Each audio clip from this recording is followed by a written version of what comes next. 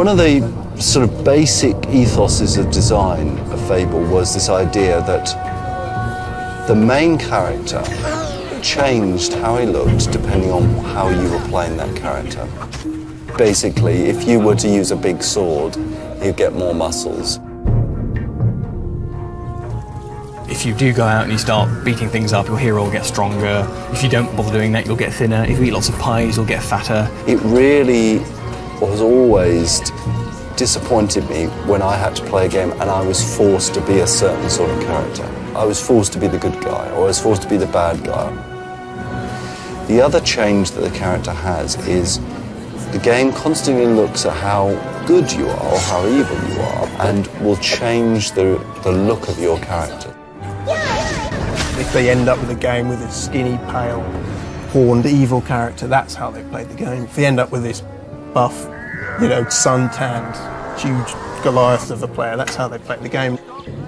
You develop your character, so you could play through being really evil, you could play through being really good, you could play through doing all the side quests, all the optional quests, you could do all the core quests.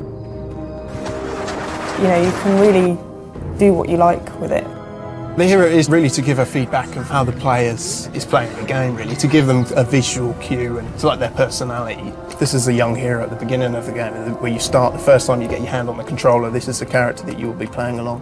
And by the end of the game, you can possibly end up like this character. The headaches of having a character that changes. I mean, you imagine in animation terms, you want a guy to walk into a room, so he grasps the doorknob, he pushes the door open. That's bread and butter stuff. But we've got a guy here who changes size. He gets bigger and taller, and so it means his hand is never the same height. To do that in sort of like, you know, a couple of weeks with the game being built around you is tremendously hard. You start off with, you know, no abilities and you're a complete bottom scale hero, and as you go through you pick up experience with so many different things and different combinations of things that you can. Yeah, so at the start of the game you're having to hit things individually, and towards the end of the game you'll just be able to cast in flame spell and boom and take out 5-10 things at once.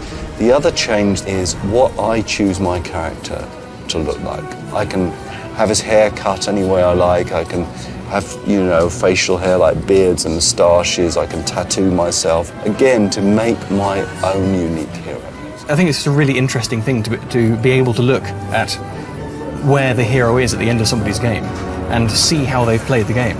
You're not very good at combat, that's why you've got scars and things, and that's why you're kind of battle scarred. Or you use far too much magic, which is why you're slowly going bald. Normally, in a role-playing game, you play the role of some character. But in Fable, you play yourself within the world.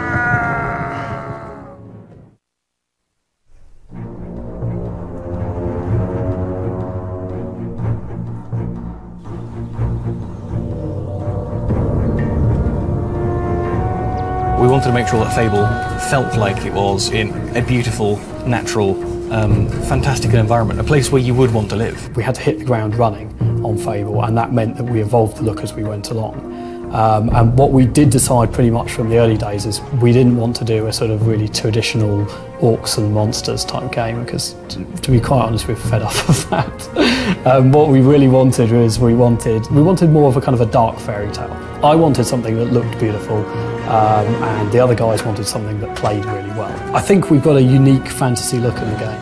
I think it's very different to an American kind of look, perhaps, and that means, you know, a little bit of sort of medieval Europe, a little bit of, you know, kind of fantasy thrown in. We went out into the real world and looked at a lot of natural scenes and environments, and from that we extracted what we thought would be appropriate to the game and the style of the game that had already been established. We've been very particular about making everything within the game look convincing. Not necessarily realistic, but it's more a case of making the environment, the whole nature of the thing, so it fit together. Yeah, this area here is fantastic. You get down early in the morning. We choose to live in this sort of sleepy sort of suburb of London, and we've got beautiful countryside around, and we love that. And you know, we've gone out and we've taken cameras out and we've walked around and we've taken pictures of things and said, look, we want that kind of feel in the game. One of the things that we just took so much time overdoing was the trees.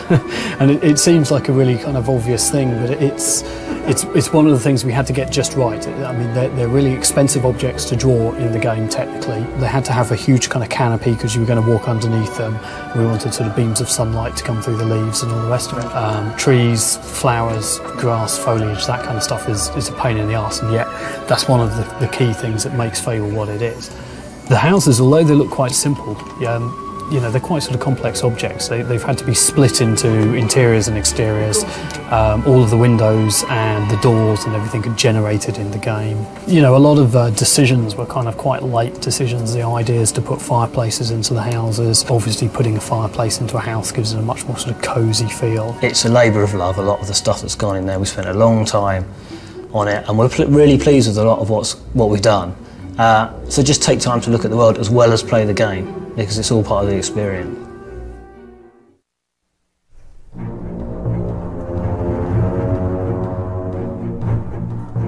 Poor old animators kind of get the raw end of the deal, because with all these mad things that we're trying to do with simulation, some poor buggers got to go and make sure that the people doing animation for every single little nuance of expression and emotion, every single thing you can do to a person, they've got to animate it. The last thing you want to do is you're playing a game and let's say you're fighting someone and you've beaten them. You don't want a zombified looking character just going and falling onto the ground. You want to see the anguish on them. You want to see they're tired. You want to feel that you've got there and you've beaten them. The way the process works on Fable is that we've got a group of modelers that are creating all the characters, and the job of the animators is to bring those characters to life. Well over 5,000 animations that have all been handcrafted. This particular animation is one of the undead soldiers. These are the control points for the character, so we can control the hips, translation up and down, side to side, and we can also control the rotations as well. These are very sort of zombie-like creatures, very lumbering and swinging the very heavy weapons, so there's lots of bodies and bones flying and lots of effects on top. This example would be the wood nymph. I went through about 5 drawings until eventually they accepted this one. The earth troll, a large monster, a huge creature. The hero of the game is about that size. So this should be towering and huge. He would be throwing lumps of rock and rising up from the earth. When you see them in the game and the whole concept has actually worked, I was very proud of him. You tend not to notice good animation. If the character presents itself as something that's you know, in charge of its own actions and in charge of, you know, whatever it does, if the fact it's swinging a sword is by its own accord, then the job of an animator is done.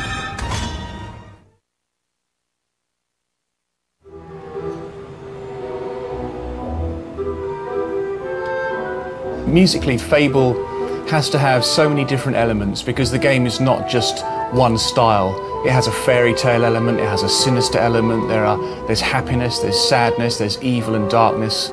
We decided quite early on to make sure that all those elements were in the music, so we couldn't just have one style. But what we did decide to do was to have a theme running through, a thread of a theme running through all the music, so there was still some sort of continuity through the whole thing. I say, quite nice. That paves the path. Danny Elfman was involved quite early on. Once he'd seen the game, he agreed that it was a great project to work on. And in his previous styles from previous films fitted perfectly with what we wanted. So we got Danny to write us a 3-minute theme, which we're going to use over the intro. Yeah, let's do one more from the top.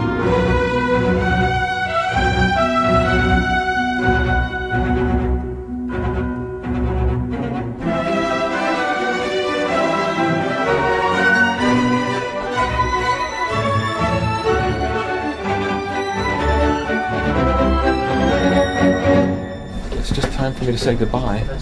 Thank you very much.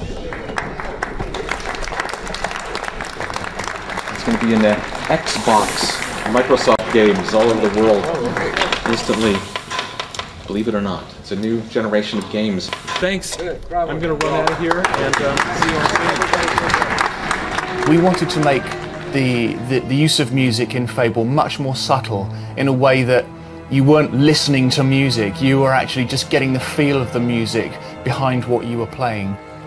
So when you enter regions which are either quite sinister or threatening, we decided we'd bring threads of the music in, but overlaid on top of the original score.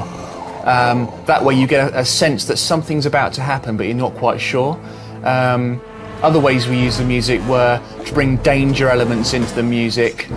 So if you were really under threat, we could make that apparent.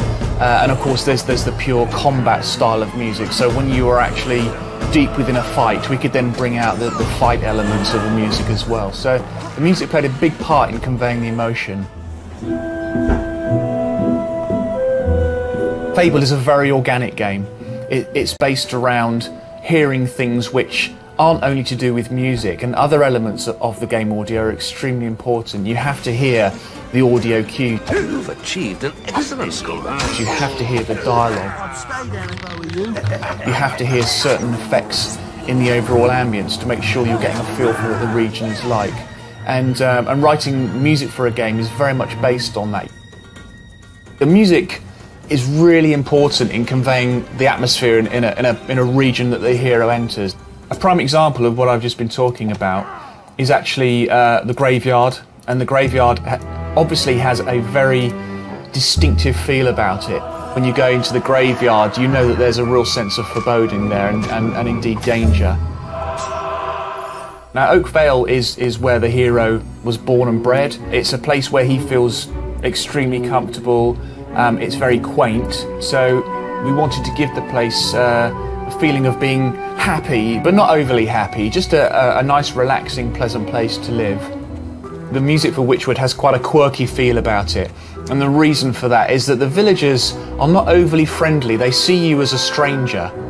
Play the game through to the end, because there are a lot of real musical treats coming. You can walk around new regions 20 hours into the game, so keep playing. There are some real musical treats to come.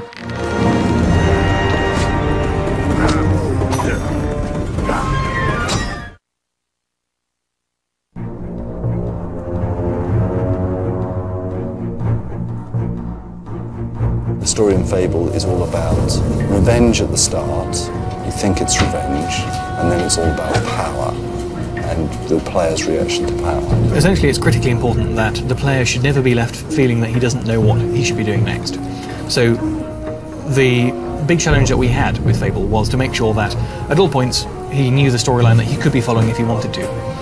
What we then decided to do was allow the player to follow that storyline and deviate from it as much as possible. How and when he liked. As a player, it's not a particularly linear experience, and there's almost this sandbox feel to Fable. I can go into a town and I could easily spend 2 or 3 hours just playing around in the town. You can go and deviate from the storyline completely and start helping people out who don't necessarily need helping, or you can start helping out bandits to start raiding traders and things. How you do it is pretty much entirely up to you. Do you want to do it sneakily? Do you want to do it using spells? Do you want to do it only using your hands? Do you want to do it using a stick? Do you want to do it being evil? Do you want to do it while helping people on the way? It's just a massive combination, and hopefully no two people at the end of the game will have actually had even close to the same experience. The real feeling, and it is a feeling that I want people to have when they're playing Fable, is wonder. Is to be constantly surprised by what the world is like, and that is the beauty of the world, and Fable is an amazingly beautiful place. The whole goal is to try and create a world where people would actively like to be. But you can go and wander in to any place and start interacting in a way that you can't really do in any other role-playing games. The game just becomes more than some of its parts, and it just feels like this weird thing which you want to spend time with. And I really do hope that people do find out some of the hidden things that we put into the game and spend that time enjoying it. Everyone should go and play in the towns and see what they can find, and all the little mini games and things to discover. You know, that's what I'm looking forward to playing myself. The important thing is, while I'm playing it, I want to play it how I want to play it. I want to feel that the experience I've had has been unique in 100 different ways because of the way I played and the choice that I've decided to make just then and there. And not necessarily have to worry about the fact that if I do make that choice then and there, I won't get to see half of the storyline of the game. There's no other form of entertainment that you could whether it be films or TV or books, where you can put yourself into a world and into a setting. And that was really the thought behind Fable. Let's get the player into this role-playing game.